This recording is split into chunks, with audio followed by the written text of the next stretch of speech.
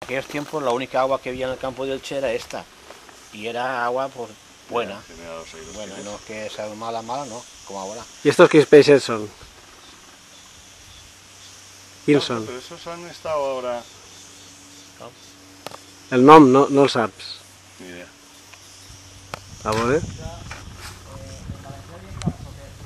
Capsotet. Capsotet, si diem.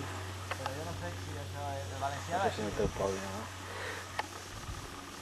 Ahí hay que traer aquí 3 o 4 carpas. Pues sí, voy a traerlos a probar. A ver. Le ponen allá abajo una reja para que no se pasen, ¿entiendes?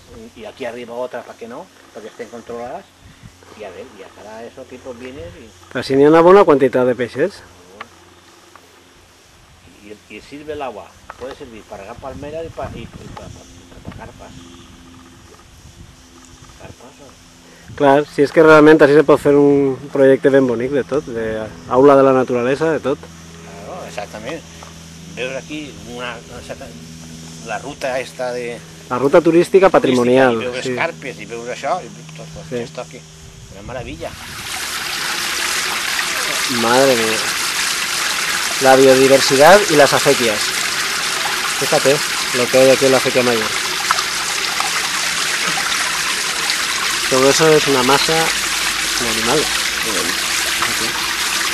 Pequeños crustáceos de la acequia mayor.